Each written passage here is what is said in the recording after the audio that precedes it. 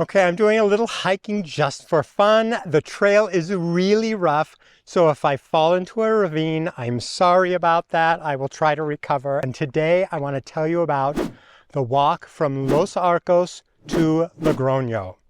And mostly what I have to say about this day is be ready. It is long. It is 28 kilometers, and it took us 39,000 steps plus to make the trip. It is tiring. Make sure you have snacks before you leave. Make sure you have plenty of water. And what makes this trek a little more difficult is that there are only 2 places to stop in all of that distance. First, you'll hit the towns of Sansol and Torres del Rio. They're a kilometer apart, so they're right next to each other. That is 7 kilometers into your hike. And then 10 kilometers later, you will hit Viana, which is a really nice town too. But then you have another 10 kilometers or so, I think 11 kilometers, before you hit Logroño. So you are out in the open for a long time, and it's exposed most of the way. So you are going to be walking with sun on you the whole time. You're going to be thirsty. Really make sure you have plenty of water and that you fill up your water at each town. You don't want to miss those opportunities. Okay, I am falling into a canyon, but I'm at the bottom. Okay, the trip itself is not as picturesque as the days we have already had. It's still amazing. Like, you won't completely lose your sparkle. I absolutely guarantee it, because you are on the Camino. There is no way to lose that sparkle, but be ready. It is a hard and a long day. Now, when we got to Logroño, we stayed at Pensión La Redonda, and it was a really nice place, but I would say if you can stay in albergue, do it. This is the first time we didn't stay in albergue, and we kind of felt removed from the Camino experience because there was no communal areas. You just go to your room and you stay there, and I really enjoy the albergues because of that social atmosphere. We paid 56 euros for a private double room with a private bath, which was nice to have. After that long, tiring hike, let me tell you, we really enjoyed having a private bath. For food, what did we do? We had groceries for breakfast, of course, but we ate a lot more out this time than we normally do. We paid 17 euros at Café La Rue. That was in Viana, which was really funny because when we got to Viana, there was some sort of rally going on. We think it might have been a political rally, and the streets were packed with people. So we sat down at the first place we could find, and Café La Rue was that place. And we had a lovely meal: hamburgers, French fries, soda. It was very much what we needed at the time. Other people came hiking by us, and they said, we can't get through the crowd, it's too thick, and they were trying to find alternative ways to get through. You probably won't have that problem in Viana, but it was pretty funny at the time. And then for dinner, we ate at a little kebab place. It was called Barbacoa Donar Kebab. We got 2 kebabs, French fries, sodas, again, kind of the same meal, for 14 euros. The town of Logroño. It is a great town. It is big. I'm going down a steep hill, so watch out. It's a great town. It's very modern. There's lots of people around. The old town is pretty. I wish we had more time to explore it because I think we would have really enjoyed it a lot. But for what we saw, it was really nice. I would like to give a shout out to Albus and Ray. We met them in Pamplona. We had actually met them before that online, but we ended up connecting in Pamplona. We went to dinner. We had a great evening, but they got ahead of us because we took a break for a while. They have been emailing us every day and letting us know what is coming ahead, and we have really appreciated their advice. We are hoping that at some point, because they're moving slower right now, and we're moving fast, we're hoping we'll catch up to them and we'll be able to connect again. But anyways, Albus and Ray, we really enjoyed meeting you, and we hope to see more of you in the future. Buen Camino. Today I wanted to talk about something that I think everybody cares about. What do you eat when you are on the Camino? There are lots of options, of course, but there are some kind of standard things that you're going to find. And so I just thought I'd kind of go through some of the options that you're going to have. David and I have not taken the standard option very often. And so you do have a little bit of flexibility. Kind of one of the big things you're going to see is the Pilgrim Meal. We've seen this at lunchtime, but most predominantly it's at dinner. Now just be prepared. People in Spain eat very late compared to us coming from the United States or maybe your country. I like to eat lunch like at 11 o'clock, and then I eat dinner at 5 o'clock, and then I am in bed by 9:30. That is not the case here. What you'll find is a lot of places will be open for lunch, and then they will close maybe 2 o'clock, maybe 3 o'clock, and they don't even reopen until 6, 7, 8 o'clock at night. It is very common for the locals here to eat dinner at 8, 9, 10 o'clock at night. Definitely not something we're used to. And of course, when you're walking and you want to get an early start to beat the heat, I don't want to eat dinner at 9 o'clock. So sometimes that can be a little bit of a challenge. So the Pilgrim meals tend to come in courses. You're always going to get like some kind of salad and bread, because bread comes with everything. They don't necessarily come with butter. It's just sort of plain bread that you can dip in the sauce or eat by itself, but you're always going to get bread.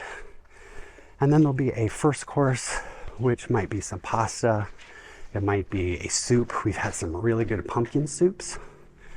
So it just depends on what they have available. Sometimes they'll have options. Sometimes it'll just be, this is what it is for this meal. And then there'll be a main course, which might be like some meat, chicken or pork or something with some fries, or it might be fish, or a lot of times you're going to see paella. We've had a lot of paella. And then you'll get a dessert, which sometimes will be something they've actually made, like a little cake or dessert, something like that. But often it's just a little prepackaged, like ice cream or custard or something in a cup. But you're going to get something. And then there'll be wine. Usually they'll put, depending on where you are, if you're in an albergue or at a restaurant, there might be a bottle of wine that they give you or a carafe. And then you can always get, water, of course, too. So I have never left a Pilgrim meal hungry. It's always plenty of food. And those usually run, depending on where you are, anywhere from 12 to 18 euros. So it's not inexpensive, but it's a lot of food for what you get. So not a bad deal. Now, because these meals come so late in the day, David and I don't usually do that. So generally what we'll do as we're walking, and what most people do, is you get up probably too early to have breakfast at the place that you're staying. Oftentimes the breakfasts that you get there are going to be very simple: bread and more bread and maybe some coffee or tea. We've never had one of them, so I don't really know, but that's what I hear people say. But often you get up earlier than that and get walking. And so then people will stop in the next town or the second town and get breakfast, get coffee. There's cafes everywhere. And so it's really easy. Buen Camino, it's really easy to find food all along the way. All the little villages that you're stopping at, let's see if I get rid of that sun, are going to have lots of food options. And so one of the things that we found we really like, it's called a tortilla, and it's sort of, I don't know how to describe it. It's kind of like a thick omelet that's made of eggs and potato, and they're really good. Now, I've talked to a lot of people who've been eating them like every day and get tired of it. We've only had it a couple times, so I think it's delicious. I'm not someone who likes like quiches, and so I was a little wary of it at first, but it's actually quite good. There's lots of fresh squeezed orange juice all along the way. Lots of other foods, they have these little sandwiches that we buy quite frequently called bocadillos, which is just like a little sandwich on some crunchy like French bread. And they'll have like ham and cheese, maybe some vegetables if you're lucky. I had a tuna fish one the other day that was very light on the mayonnaise, which made me happy. It was quite good. And so there's lots of options that way. And we've been finding for us, that's what we're doing, is we're stopping and getting a sandwich. We don't even always eat it at the cafe. Sometimes the towns are spaced nicely so that you get there right when you're hungry, but often, for us at least, that hasn't been the case. So we'll buy one of the bocadillos earlier in the day just when we see it, and then we've got it, and then anywhere along the trail we want to stop we can eat. And then when we get into town, so we'll get into town, you know, somewhere between 12 and 3 depending on how far we're walking that day.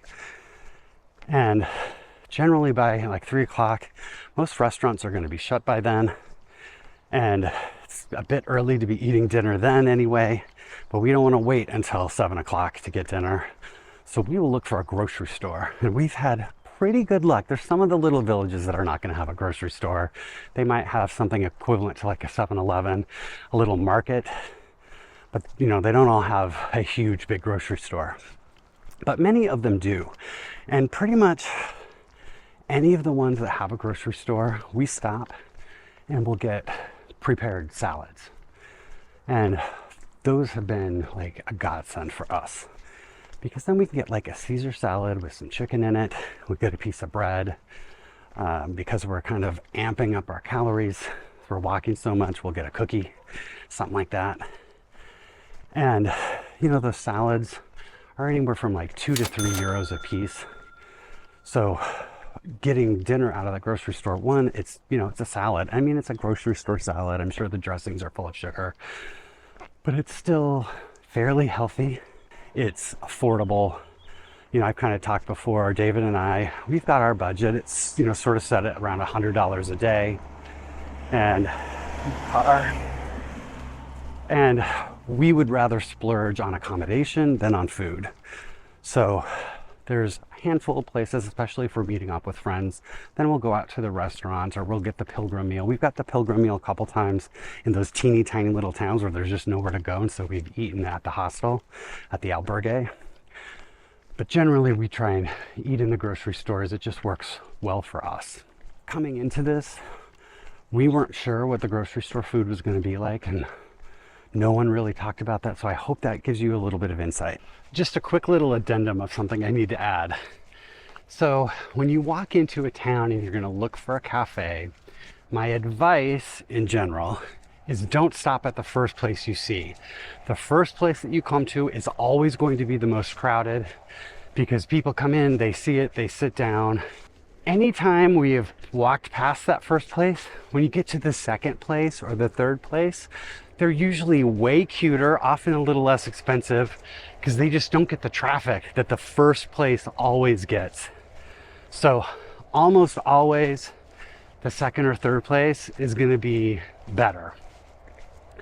That said, there are those little towns that you walk into and you see the first place and you think, oh, I don't want to stop here. This happened to us. We'll go to the next place. And then you keep walking and there is no second place. And either they don't exist at all, or they're just, everything is closed. And then once you get past town and you're like, there wasn't a second place, you don't want to walk all the way back to that other place and have to walk all the way back. So then you're like, I'll just go to the next town. So one day we were only looking for sandwiches, and it was early in the morning, so it wasn't a big deal, but we were going to stop and get our sandwich. And we walked past the first place, and then there was nothing for like 3 more towns. And so finally we found a place, and by then we were hungry. And so we were able to stop and we ate there. It was perfectly fine. But I think part of the reason that first place is always so crowded is because people have that story. They've had that experience of passing the first place and then there isn't anything else. So you kind of have to just pay attention. But generally speaking, pass the first place, because the rest of the places are going to be better. I hope that helps. We do a video every day on our Camino as we walk it. So I will put the playlist right up here in case you want to catch up with some of our older videos.